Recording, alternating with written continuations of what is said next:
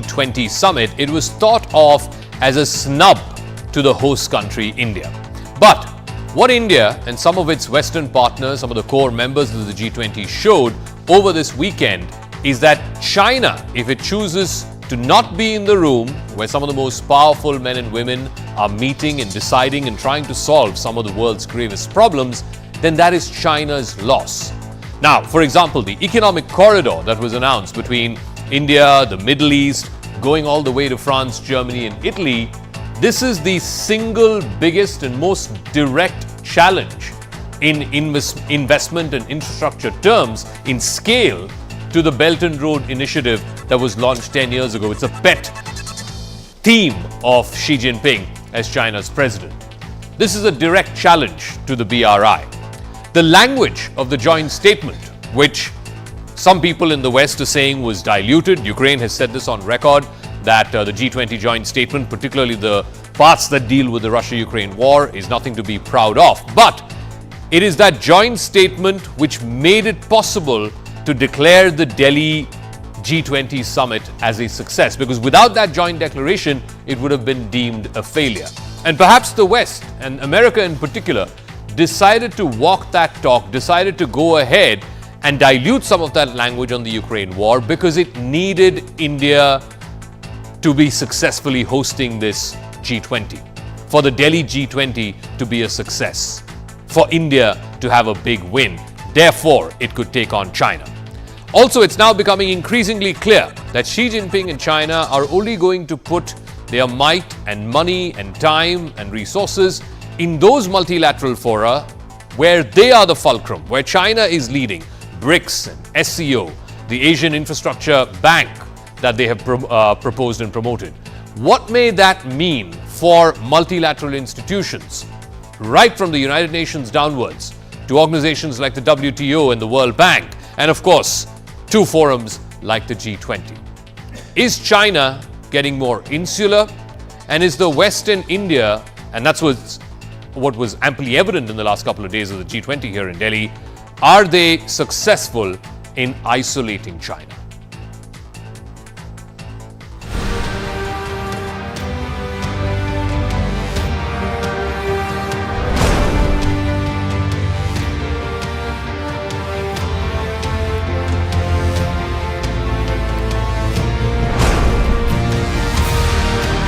G20 summit के समापन की घोषणा करता हूं। One earth, one family, one future का रोड मैप सुखद हो।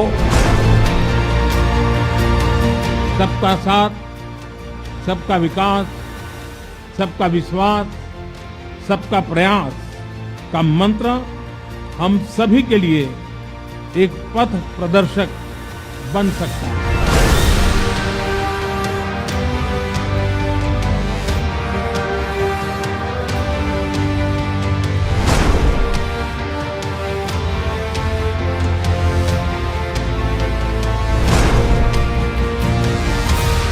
India did best to send across a message of unity and peace. To serve unity and peace. G20 is a G20 that is exceptionally very well organized.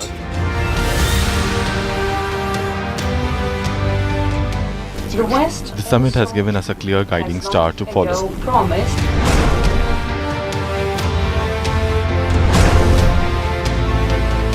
आने वाले समय में यह भारत, पश्चिम Asia और Europe के बीच economic integration का प्रभावी माध्यम होगा। This is a big deal.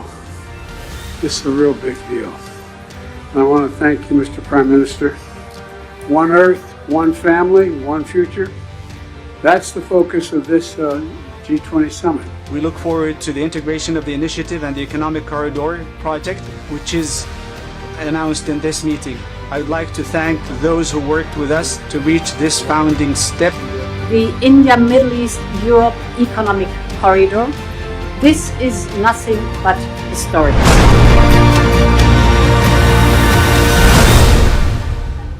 All right, so first I want to go across and get you the 5 key takeaways from this G20 summit.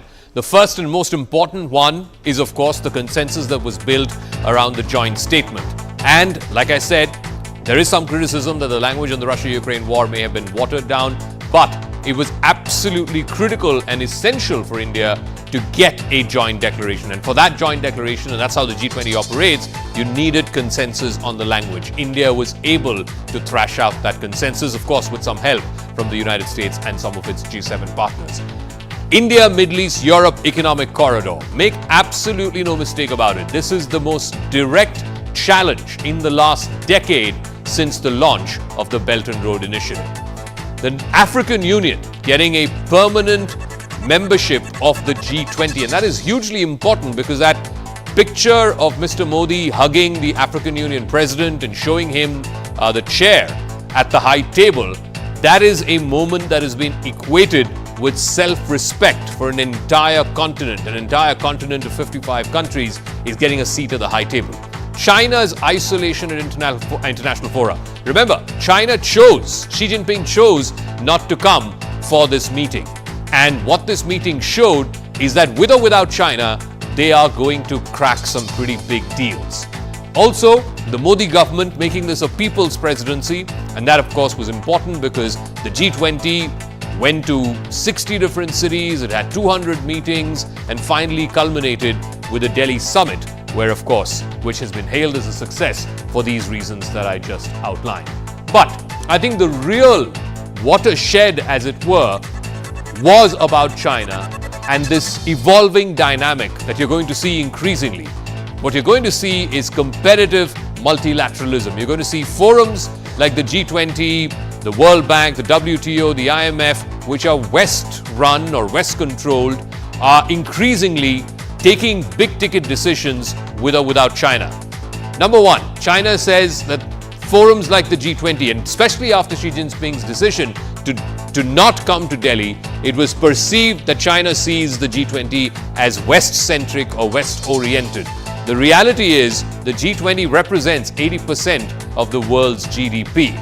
The biggest names were in that room at the Bharat Mandapam when these decisions were being made.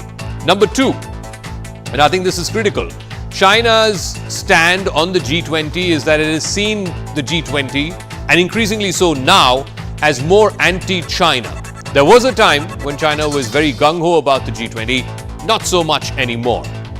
The reality is the failure to end border disputes. And mind you, this is not just border disputes with India. Yes, that's been going on for the better part of the last 3 years. There are massive territorial disputes with Japan, with Vietnam, with Indonesia, with a whole host of Southeast Asian countries.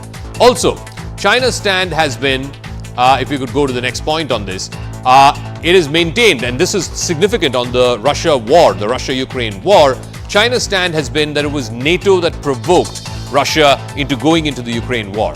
Fact is, and this is the reality that happened at the Delhi summit, India managed to get all parties to agree to the language. Russia was happy, the West was happy, and they got a joint declaration. The China stand now, and this is something you're going to see increasingly going forward, it will only engage and invest, certainly at the leadership level, at the level of the President, Xi Jinping, in fora such as the BRICS or the SCO, where it is the fulcrum, it is the driver of those fora. Whereas the reality is, things like the economic corridor that was announced over the weekend is a huge and perhaps a singularly biggest challenge to the Belt and Road Initiative. China's stand has been that BRICS and SCO can be seen potentially as counterweights to the G20 and other West-centric or West-dominated fora. Italy just announced, and Prime Minister Meloni just announced this as she was going into the bilateral meeting with Prime Minister Modi, that Italy will be leaving the Belt and Road Initiative, and reportedly she conveyed this to the Chinese Premier Li Qiang. Now, let me go across to our guests and try and get a sense. Now, no one is saying that a country like China, the second biggest economy in the world, can be isolated. But what happened in Delhi over the last 2 days shows that if China chooses not to take an active interest or active participation in any of these fora, then that is China's loss. Ambassador Ashok Kanta is a former Indian ambassador to China. Professor Brahma Chalani is strategic affairs expert. We have Andrew K.P. Liang, an independent China strategist. He's joining us from Hong Kong. We also have Terry Miliewski, who's the author of Blood for Blood, 50 Years of the Global Warfare, and the Global Khalistan Project, and Professor Max Abrams is a global security expert. Let me start with Ambassador Kanta, please. Ambassador Kanta, again, like I said, it's no one's case that China, as big as the second largest economy in the world, can be isolated. But certainly, are you getting the impression that what India and the West managed to do at the G20 over the last couple of days here in Delhi is make some really, really significant deals, not just the economic corridor, but also the language of the text that led to the joint declaration? It basically showed to China that if China does not want to make active participation in these fora, then that is China's loss. The world is going to move on and make some pretty important and big decisions with or without China. Jaka, it's a fact that by not coming to New Delhi, unlike his participation at all previous G20 summits, Xi Jinping was conveying, among other things, that China attaches lower level of importance to G20 at present. It has lesser level of comfort with G20 compared to other platforms like BRICS. At the same time, while it's true that absence of Xi Jinping from New Delhi summit didn't negatively impact on outcomes of the summit, I will agree with you that this doesn't mean that China can be isolated or has been isolated. In fact, if you look at the outcomes, even on the critical paragraphs relating to Ukraine, to some way China and Russia had their way, because compared to Bali formulation, language was toned down quite a bit. This was in keeping with our own assessment that we need to move beyond Ukraine, look at central concerns of Global South. That should be the primary theme of this summit. And Western countries also realized that they don't want to lose Global South. They didn't want the summit hosted by India to fail. So they agreed to a formulation where there's no direct criticism of Russia, but at the same time, all underlying principles have been retained. To that extent, China and Russia did manage to hold their own position. Likewise, on some other issues, for instance, restructuring of debt, there again, China didn't concede much ground. They held on to their position. On several other issues, for instance, USA being agreed upon as the host or president for 226, China had to go along with the consensus. So on the whole, it's a mixed bag for China. I expect China will continue to remain engaged with platforms like G20, IMF, World Bank, etc., even while it tries to give a boost to forums like BRICS and SCO, which are more dominated by China. But as things stand, there is no comparison between G20 as the premier forum for international cooperation and BRICS and SCO, both of which remain relatively limited organizations.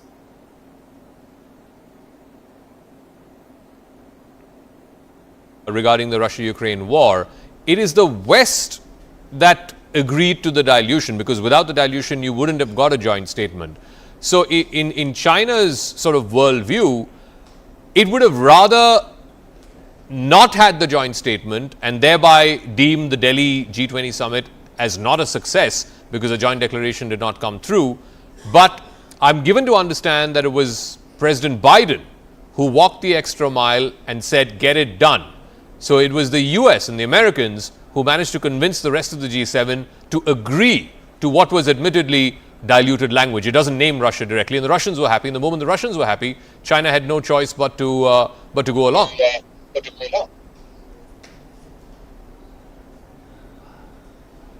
You're asking whom? Yeah, I'm asking you, Brahmacharani. Okay, sorry, I didn't realize you were asking me. You're absolutely right. I agree with you. The West had as much a stake in the New Delhi summit success as India, because the very credibility of G20 was at stake. G20 is a largely Western-dominated organization, and the West therefore wanted to make a success of the New Delhi summit. which is why they went so far as to dilute the Bali language on the Ukraine war. What they got was a 37-page forward-looking consensus document that outlines the roadmap for a more sustainable and peaceful global future. It also, this document, this consensus document, also underscores India's burgeoning economic and geopolitical clout. In fact, the G20 summit was a high point in Indian diplomacy. And this high point comes at a time when China is grappling with multiple crises, from a dramatic economic downturn to growing domestic discontent. And as you rightly pointed out, Zaga, Xi Jinping's absence was China's loss. But a major autocracy like China facing international strong winds and growing domestic problems can be dangerous for the world. China today is facing a growing international pushback against its new imperial ambitions. China's economic growth has stalled, undercutting the CCP's justification for monopolizing power, that only the Communist Party can deliver rapid growth. Along with the dramatic economic downturn has come rising discontent in China. So it's against this background, Zaka, that Xi Jinping seems to be in a hurry to achieve what he calls the Chinese dream. So his appetite for risk has grown. We should note that, his appetite for risk has grown, and India has to be on its guard in case Xi Jinping is tempted to launch a military adventure to at least cut India down to size. In 1962, when Mao launched his war against India, his mission was to teach India a lesson. And Xi Jinping may be itching to teach India a lesson again. So let me ask Andrew KP Liang, this whole competitive multilateralism that we're saying, clearly something has changed in the last year or so, because in the last G20 in Bali, which Xi Jinping attended, and he had a bilateral with Joe Biden, and that was seen as a bit of a reset moment for US-China ties. And certainly from the US's side, they've had, 3 or 4 secretaries. The Treasury Secretary was there. The Secretary of State was there some months ago. Just recently, just a few weeks ago, the Secretary of Commerce was there. But we haven't seen any reciprocal visits from China. What has changed in Xi Jinping's worldview that he is now looking, pretty much saying that, look, I don't have any faith, or I'm not that interested in forums like the G20 or the World Bank or the IMF, which is West-driven and West-led. I'm going to invest my time and energy and resources in things like the Asian Infrastructure Bank, your SCO and BRICS. But the reality is, Mr. Liang, that the G20 is the premier global forum in the world to address the biggest problems of the world. SCO or BRICS are not going to be a match to that. Well, I don't think that China would forsake the G20 forever. I mean, this is an over-exaggeration. I mean, this is one meeting. Don't forget, as you said, President Xi turned up in all the meetings, and recently in the BRICS meeting chaired by India. So I think that this single absence does not mean that China is forsaking the G20. By no means, because China embraces globalization. Now, you rightly highlighted the point on what has changed, accounting for President Xi's absence. What has changed, of course, is a very toxic kind of atmosphere, not between China and India, although the relationship could have been much improved, but between the United States and China. And you could see that even recently, various American senior officials were trying to meet the Chinese counterparts, especially on the military side. It's only very, very recently that China agreed to do so, because there is a great deal of double talk and double standards as far as the US is concerned. But as far as the Global South is concerned, China is a great supporter, a staunch supporter of the Global South.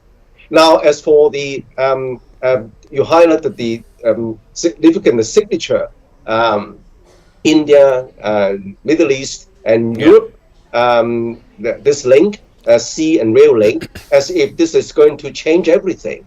No, because China remains the largest trading partner to 128 countries around the world, compared with only 58 for the United States, let alone India.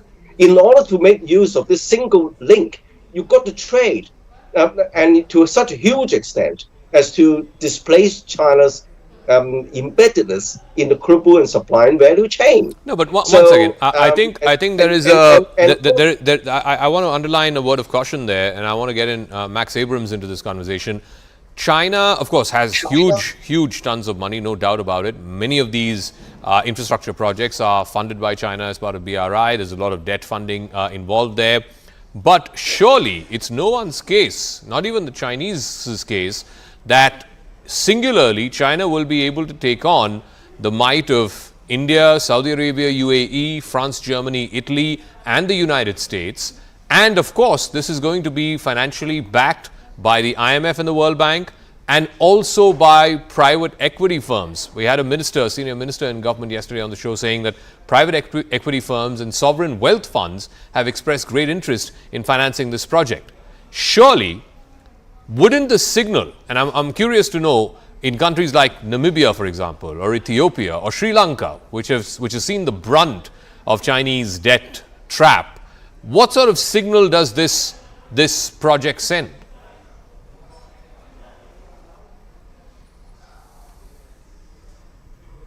Directed to me. Yeah, that's to you, Max Abrams, yeah. I mean, this is part of a continuous geopolitical rivalry between the United States and China. And it almost seems like China got a head start with the Belt and Road Initiative. The United States now is focusing substantially on creating some kind of a return alternative, calling upon its old friends, its old sort of institutions, investing more in it. And there's a race, it almost seems like, between the US and China over the global south. And there's a financial element, there's a military element. I think that the truth is somewhere in between this conversation. I do think that we should, China is an absolute powerhouse in terms of its economic size, in terms of how industrious it is, its population. The fact that there was one sort of missed meeting, I think, shouldn't be overstated.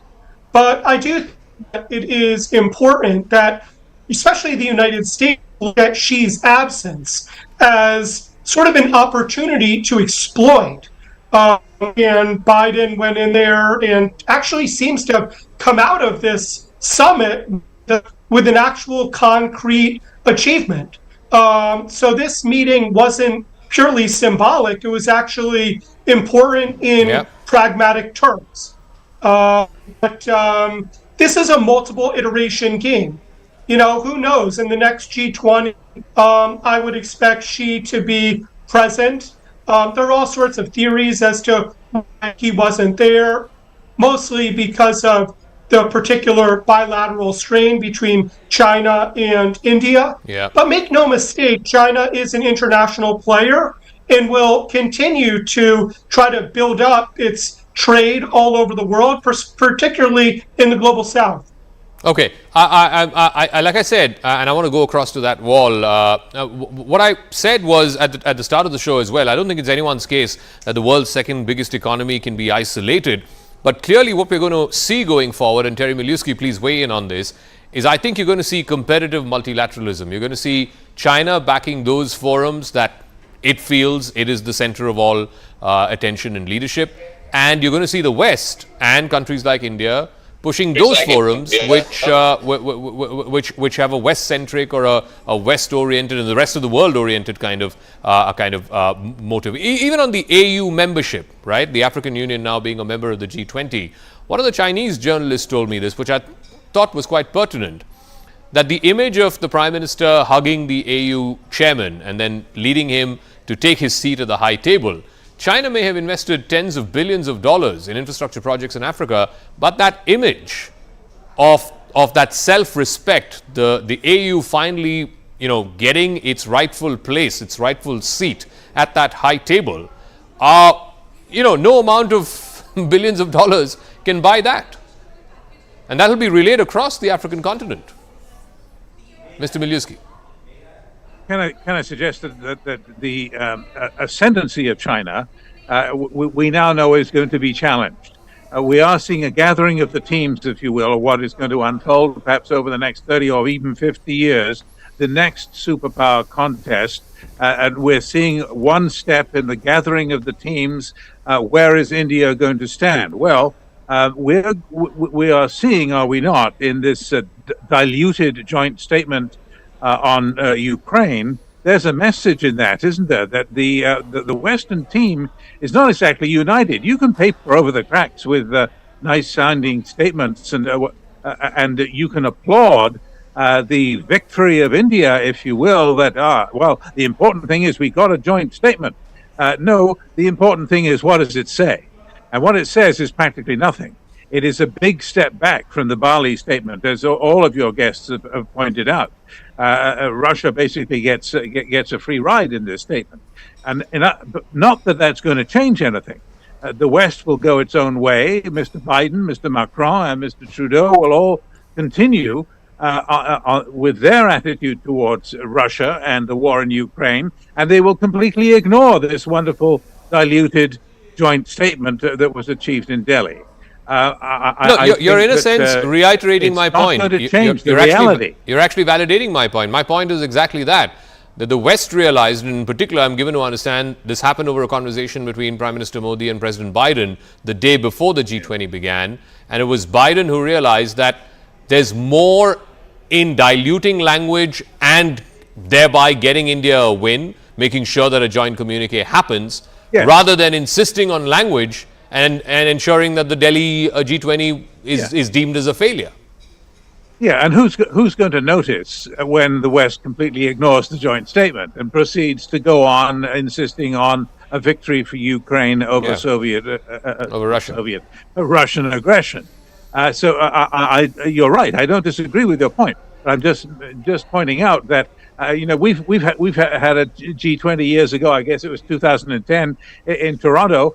Nobody remembers these statements, and we congratulated ourselves, as I recall, upon achieving joint statements, even though they were diluted. You see, Canada did a great job.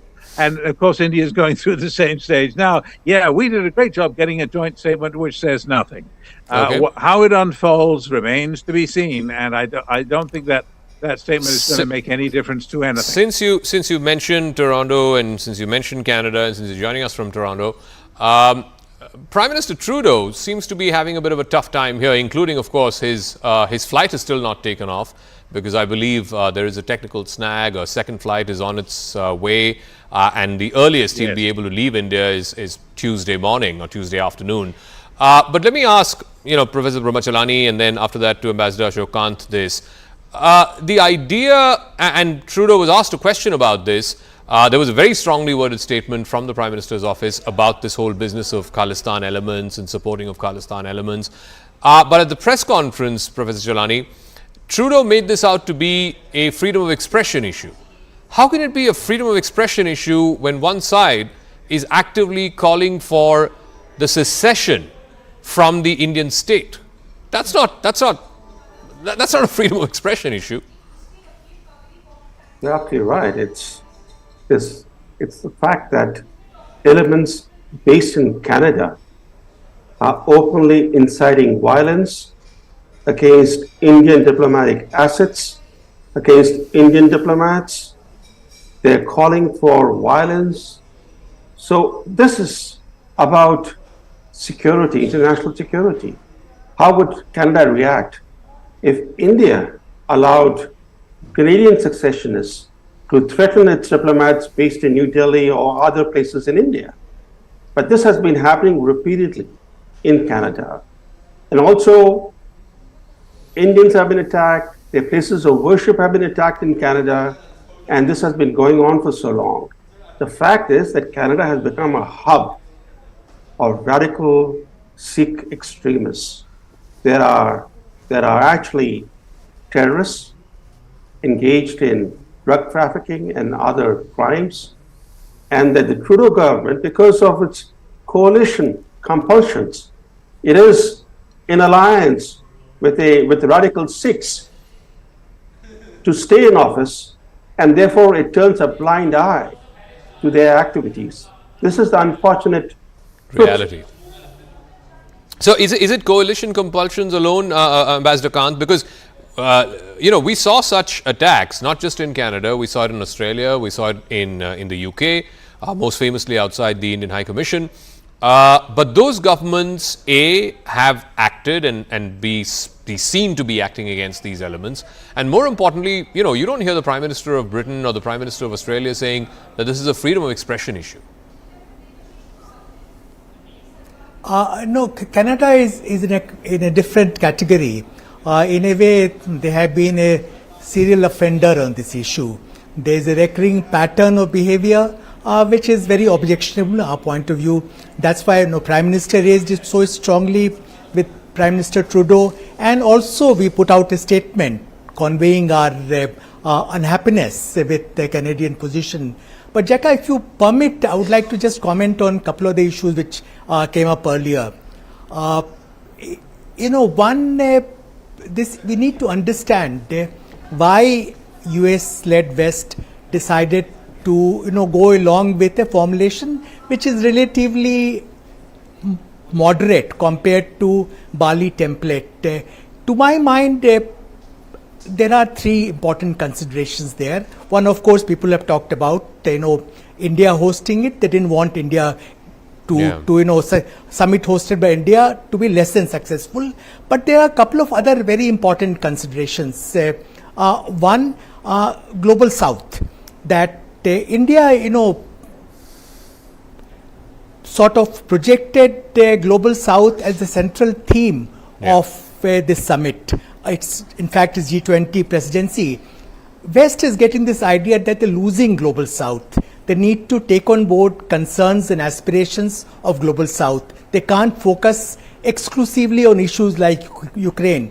That explains why they're willing to dilute the position. Thirdly, if there had been no joint declaration coming out of New Delhi summit, this would have to some extent weakened the position of G20. And G20 is a very important platform not only for Western countries but for others as well. This is the premier international forum for economic cooperation. So all these considerations persuaded Western countries to go along with a relatively diluted formulation, and China also didn't want to antagonize Global South. So there was, I think India played its cards very well, took help of Indonesia, Brazil and South Africa, the previous chair and two incoming presidents of G20, and together these emerging countries, as Dr. Jaishankar put it, played a very influential role in shaping the outcome of let me ask summit. Andrew Liang that as well, because these are again countries that China has been trying to cultivate. In fact, China proposed and managed to get the expansion of the BRICS. It now includes some of the countries of the Global South. But the way in which Indonesia, Brazil, South Africa, India sort of took the lead to make sure that A, the language on this is acceptable to everyone, and two, I think you must have also seen that picture of the United States President along with the leaders of Brazil, India and South Africa, along with the World Bank President also in that picture, which is clearly giving out the message that while these countries, India, Brazil, South Africa, Indonesia, etc., are the voice of the Global South, the US also wants to be seen as their partner. They don't want to lose the Global South to China. So today, whether you like it or not, Mr. Liang, by not coming to the G20, in a sense, Xi Jinping has also vacated, or I wouldn't say vacated that space, but certainly ceded some of that space to other countries. Well, to a certain extent, of course, the absence itself sort of decreases the diplomatic space for China in that important forum. But don't forget that President Xi was represented by his Prime Minister, and who is his closest confidant, and of course is one of the top leaders in China. But as far as the language is concerned, as pointed out, the language is watered down to such an extent that it's really non-controversial. It's impossible for countries like Russia to object to not wanting a war, of not respecting other people's sovereignty, of not seeking a means to end this never-ending war. So I think the language is important, and that's what diplomacy is all about. I mean, just imagine that if we were a much stronger language, sort of condemning Russia and also dragging China into it, do you think that even President Xi wasn't there, do you think that China would have agreed?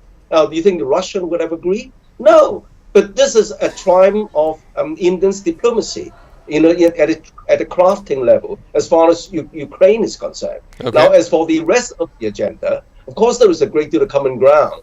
And even this signature link between India, Middle East, and Europe, China, in a way, welcomes it. Because at the end of the day, whether it's a sea link or a railway link, it depends on trade. And China is the greatest trader. So China is not excluded, from using this link. Again, I want to go back to the interaction I had with one of the ministers of the government of India, asking him details about this project, this economic corridor project. And he said today it's envisaged as a rail and land corridor project, but tomorrow it could be a gas pipeline. It could also be fiber optic cables. It could be a data corridor as opposed to a land corridor. So anything is possible, because once you get right of way, then it's up to the countries concerned to decide what else they want to use this corridor for. But let me go to Max Abrams. And I know the US is hosting the APEC in November.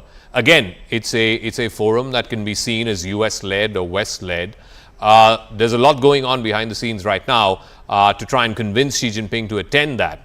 But if this is the hypothesis that Xi personally is not going to be invested in those fora where he sees China as not the center of the room or the center of the table, as it were, but he's going to be invested in forums like the BRICS and SCO, then again, what hope do you have of APEC? Or would that then necessarily mean that the Biden administration has to make significant concessions in the hope that they can get him to attend APEC? These are interesting questions. I mean, more fundamentally, we're talking about how important are international institutions? You compare that, there are different sort of theories within international relations.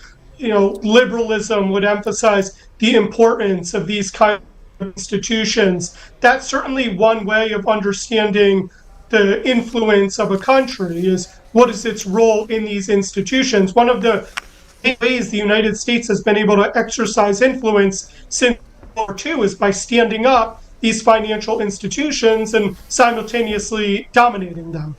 But there's another sort of theoretical framework, which is liberalism, which really doesn't put much emphasis on these international institutions at all. It would be more likely to look at sort of the strength of the international system in terms of the size of its economy, its population, its trajectory, and then look at bilateral ties. What are the relations between China and all sorts of countries around the world? When I look at the BRI from that perspective, it seems stronger. 155 countries around the world are participants in it, and that's true, whether or not the leader of China shows up. Okay. So I mean, I think more fundamentally, what we're looking at is this question of how much do these institutions have an independent effect on relations between China and the rest of the countries around the world. All right. I got to give Terry Miliuski the final word, and I want to come back to the Canada question because, again, you're joining us from Toronto. Please explain this to us. I mean, why are we not seeing the leaders? I mean, there are these protests that have happened in England, it's happened in Australia, it's happened in other parts, even in the United States. You don't see Biden or Sunak or Albanese call this a freedom of expression issue. Clearly, there is something going on there in Canada to the extent, Mr. Miliuski, that even substantive issues like the FTA is pretty much now in the cold storage. Yes, it's in cold storage precisely because on the bilateral scene, we see here at this G20 summit, you see a stark difference between the wishy-washy, toothless, vague, diluted mass statement by everyone in which probably has very little impact, and the bilateral, very focused punch in the nose which Modi delivered to Prime Minister Trudeau over these bilateral irritants, which you rightly bring up, because that is going to make a difference in a way that a diluted mass statement will not. That's going to make a difference because it's the toughest statement we've ever seen from an Indian leader directly to a Canadian leader, that we are not going to take this anymore, painting targets on the backs of Indian diplomats by calling them killers and parading through the streets with a celebration of the assassination of Indira Gandhi. This is the kind of thing that we have seen very recently, getting worse and worse in Canada. And now Prime Minister Modi is saying to the Canadians, enough. You got to do something about help this. me also and understand. Trudeau has been hiding behind this. Yeah, Mr. Sorry, go Wilinski, ahead. please help me also understand, because I believe the opposition leader there, Pierre Poilievre, I think his name is, who could likely challenge Trudeau and the current establishment in the next election, has made this an issue. He's made this an issue and tweeted about it. I think the papers are carrying it, that Trudeau's got his foreign policy wrong. His India policy certainly wrong. Is it going to have a domestic cost? Yes, so far we haven't heard from any party leader, including Mr. Poilievre, who stands to become the next prime minister, according to the polls, if an election were held today or soon. We have not seen him yet specifically denouncing the Canadian policy of, let them have their parades, let them have their martyr posters of mass murdering assassins, and let's not make a fuss about it. We haven't heard him directly attack that. He has merely said, so far as I know, that he disagrees with Trudeau's failure to advance Canada-India relations. All right. But I'm saying to you that I believe as a result of what Modi did at this summit, this punch in the nose that he administered, that we're not going to put up with it anymore, I think he's given Mr. Poilievre a thought, maybe if I take a different approach and I directly attack Canada's supine acceptance of these this terrorist worship by Khalistanis in Canada, maybe that's going to help me at the polls come election time. Okay, we'll leave it at that. Thank you very much to all our guests. Fascinating conversation, and what a fascinating summit this was, the Delhi-hosted G20 summit. Like I said, it will go down definitely as a success, no doubt about it. It's ticked off all the boxes, whether it's the joint statement, this massive infrastructure project rivaling the BRI, giving the African Union pride of place. All the boxes that needed to be ticked have been ticked. Certainly, it'll go down in history as one of the most successful G20s, perhaps even signaling a change of direction in great power relations between the United States and China, and India, of course, playing a part in that as well. To try and analyze this further, I sat down with Hardeep Puri, Union Minister for Petroleum and Natural Gas, and also a diplomat of close to 40 years, to get his assessment of how he would rate the Delhi G20 and what would be the big takeaways for him in terms of the trajectory that this is going to set for the near future. All right, so India is being hailed for its role as the host of the G20. The Delhi summit has been declared a success on every count possible, whether it's getting the joint declaration, the new economic corridor linking India, the Middle East, all the way to Western Europe, adding the African Union as a permanent member of the G20. So let's try and assess this. I'm going to go across to a very special guest who's joining us. Union Minister Hardeep Puri is the Minister for Petroleum and Natural Gas. He's now joining us. Thank you very much, Mr. Puri, for joining us. Let me start off by asking you, you've been part of numerous summits in the past. How would you decode, how would you assess what the Delhi G20 summit has achieved? What is the biggest takeaway as far as you're concerned? Well, first of all, I have no hesitation in admitting to my age and experience. I've been around for more than 50 years as a Foreign Service officer for 39, in the international think tank UN circuit for another 6.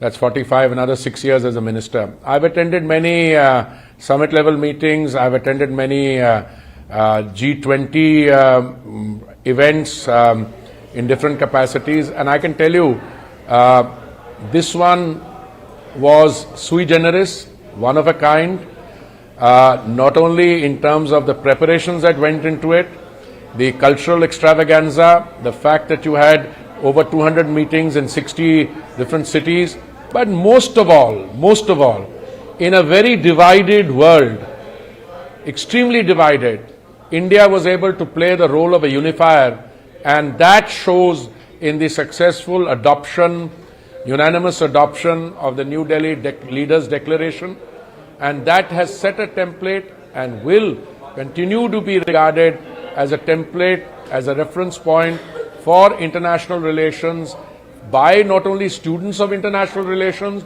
by the different advocacy groups, whether they're dealing with gender issues, climate finance, multilateral development banks, urban resilience, the works. I mean, this is a document without any footnotes, without any interpretative notes being placed by people, without any parentheses. Whenever you're negotiating an international document, I have a problem with this, you have a problem with that. Yeah. I think the fact is, given goodwill and political maturity, if you want to play the role of a unifier, India has demonstrated that with hands-on, dedicated commitment, right from the Honorable Prime Minister down to our diplomatic team, Amitabh, the young diplomats, etc. It is doable and it's been done. And I think it is a matter of great satisfaction. It should be for all those who were involved and for the rest of us who rejoice in its successful outcome. Now, like I said, you've been part of numerous such summits and, part of the negotiating teams to try and find this joint communique. And as you said, in such a divided time that we live in, to find such a consensus document which had 83 paragraphs, all of it by consensus and adopted in unison is a huge task in itself. In fact, for journalists who are covering the summit like myself, on Friday evening when Amitabh Kant and his team addressed the press, they were not sure whether they will get a joint statement. Even on Saturday morning, they were not sure. When the summit began, they were not sure that they would get a joint statement, but by Saturday afternoon, it was done and dusted. I want to ask you though, there is some criticism, I think Ukraine has said this, because that was the most contentious issue, the Russia-Ukraine war. There is some criticism that the language on the Russia-Ukraine war has been diluted somewhat. There's no direct reference to Russia. How would you respond to that? I mean, I don't know who is wanting to criticize what. Let's be very clear. If you have language against the use of force and unilateral action, then I'm afraid the language is there. And let me put it this way, whose approval are you seeking? First of all, I think all the countries involved, and I say this without any doubt, the Chinese have expressed satisfaction at this outcome. The Western countries have. I heard the Latin American, the Argentinian president praising the summit and the outcome. President Lula, who's taken the baton from India, he was fulsome in his praise. The UK, France, everybody. Now what happens is that when you have a deeply divided world, you have one of two choices. One is that you can put a little more combustion fuel into it and say, let us magnify the differences. What is the operative para? I don't remember correctly, it's para 13. This is a time of peace, not war. Isn't that been India's stand throughout? Hasn't it been India's stand throughout that we need to use more diplomacy? What has happened has happened. If you want to use something, you want to condemn the threat of nuclear weapons, hey, wait a minute. I have a book on that. But who used nuclear weapons first? So every piece of language can be interpreted by one in one way and by another in another way. So I think the language in here, when it is studied by professional students and senior analysts who are commentators, they will all turn around and say this was an effective, navigated way through a divided world. I also want your thoughts on, on the sidelines of the G20. The big announcement was the economic corridor between India, Saudi Arabia, the UAE, going all the way to Western Europe. How would you respond to, it's not a charge or an accusation, but this is how it's being construed, that this is a challenge, perhaps the most direct challenge that we've seen in the last 10 years to China's Belt and Road Initiative? First of all, Zaka, I wouldn't say this is just a big development. This is a huge development. This is not something about today. This is something going into the future. What have you got to do? Minutes after the declaration was adopted, I chose to be modest. I said, I don't know enough about it. But I just attended the bilateral meeting that the Honorable Prime Minister had with the His Royal Highness the Saudi Crown Prince, MBS, and as we are picking up, there are elements about joining our ports. There are issues about cooperation with railway connectivity involving India, ports, the Middle East, into Europe, Britain, France, Germany, the EU, supported by the United States. Now, if you are looking at a futuristic world and you're looking at connectivity, you're looking at enhanced and multiplication of commercial activity, this is it. This is a challenge, you say, to what was done 10 years ago, the Belt and Road. I don't think so. That one has a design flaw in it. That is based on heavy debt. In fact, there are a lot of debt traps which has created. You see, what happens is, you must have projects which are economically viable. If you go to a developing country or a least developed country and you give them a big project which they will find difficult to, repay or to derive the required economic advantage out of it, they will go into a debt trap. So what's happened in that initiative or that process is a lot of countries have had to, cede their territory. They've had to say, okay, I give you my territory in return for the fact that I can't pay you back. This is not that kind of a thing. This is something far more realistic about producing connectivity. Producing connectivity can have a cost, but that cost also has to be recoverable through a market force operation. And I think that the UAE, Saudi cooperation there, then the European cooperation and India on this end. But I read somewhere that they're also looking at an African corridor separately. Correct. So all I'm saying is that I agree with you that this is big. I think it's huge. But I don't think that this is a challenge to that. It's an alternate scheme. And it's a far more viable, economically viable scheme and process. And since you mentioned Africa, this summit will also be remembered for the fact that the African Union has become now a permanent member of the G20, so it will be the G21 from the next summit. There again, do you see in this divided world, India saying that it's become the voice of the global south, or it is the voice of the global south. Do you see, along with India, countries like South Africa, Brazil, etc., now becoming some kind of bridge nations, if you will, between a deeply divided West and Russia and China on the other side? Zaka, I'm no one to correct you, but my understanding is that it will continue to be the G20. Just as the states, members of the group of 77, are called the group of 77, but there are 134. So the 54 members of the African Union, there are 55, but we don't recognize the 55th, which is not a member of the UN. 54 will join, but it will still be the G20. Insofar as Brazil and India, Brazil, South Africa and India is concerned, I don't see any difference there, because we've had traditionally very close collaborative arrangements with Brazil and South Africa. We still have a group called IPSA, India, Brazil, South Africa, the three democracies. We also have BRICS in there, in which they are participating, and now the G20. I see, to some regret, that the action now is moving from the larger and somewhat unwieldy multilateral 193 member grouping of the UN into a plurilateral setting of the G20. But I hope this will also electrify the multilateral system. But the problem there, Zaka, is that the Security Council, which is the designated authority to make determinations on whether there's a threat to peace and security and authorize countermeasure, that is paralyzed. Today, given the current situation, you have the United States and the other two members, your Western members of the P5, in a situation where the Chinese and the Russians are on the other side. So if the Security Council continues to remain paralyzed, you will find, not only because of that, but others, the Security Council has limitations it has to encounter. And more than that, the G20 becomes a great place for, as you witnessed in Delhi now.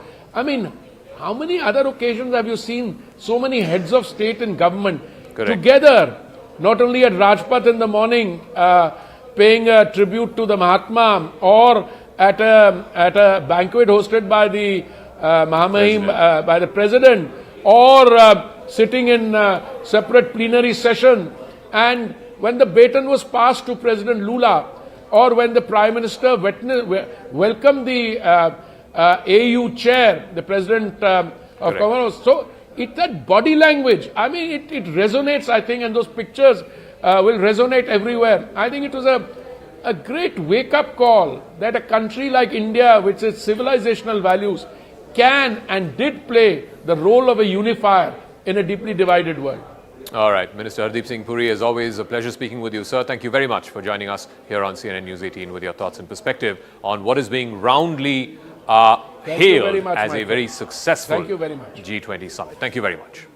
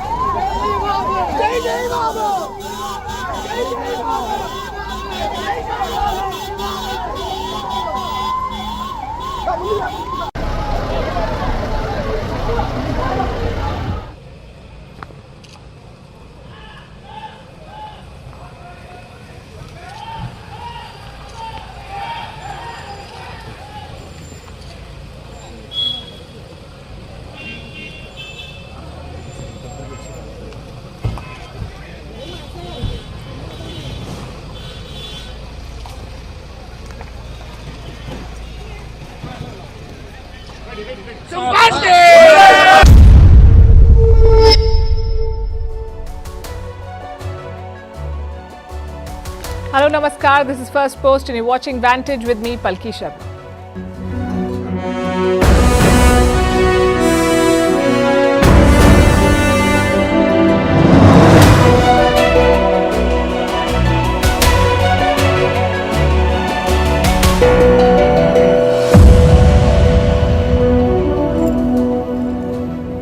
You know the silence after a big party? That's New Delhi right now. All the world leaders have left after attending the G20 summit. It was a resounding success for New Delhi. But summit or not, diplomacy continues. As we speak, India is hosting a special dinner for the Saudi Crown Prince, Mohammed bin Salman. Earlier in the day, he also held talks with Prime Minister Modi. What makes the India-Saudi Arabia relationship so special? Where does it go next? And what did Prime Minister Modi and Crown Prince MBS discuss? That's our top story tonight. But MBS is not the only world leader who's still in India. Another one has been snubbed and now stranded by a technical snag. Any guesses? Stick around to find out who this is. Also on the show, after the finance minister, China's defense minister is missing. He's not been seen in public for almost 2 weeks now. In the Maldives, the pro-China candidate has taken an unexpected lead in the presidential election. What does it mean for India's regional ambitions? In Pakistan, there's a double whammy. The Taliban are mocking their economy and the former ruling coalition appears to be divided. Meanwhile, US President Joe Biden has wrapped up his visit to Vietnam. He says he does not want a cold war with China. And in Spain, the Football Federation chief has finally quit. He had kissed a female player without consent after the World Cup final. All this and more coming up. The headlines first. North Korea's Kim Jong-un reportedly on his way to Russia. He will meet President Vladimir Putin. Putin wants arms and ammunition from Pyongyang. In exchange, Kim could seek food and advanced weapons technology. Kim's last trip abroad was also to Russia in 2019. Armenia holds drills with the US amid a rift with Russia. Moscow summons Armenia's ambassador, complains about what it calls unfriendly steps. It's the latest sign that Yerevan is moving away from Russia. Armenia is upset over Moscow's lack of support as tensions spike with neighbor Azerbaijan. France will not withdraw its troops from Niger. The French president refuses the junta's demand. Emmanuel Macron says he does not recognize their legitimacy. Around 1,500 French troops are stationed in Niger. The junta has accused Paris of planning a military intervention.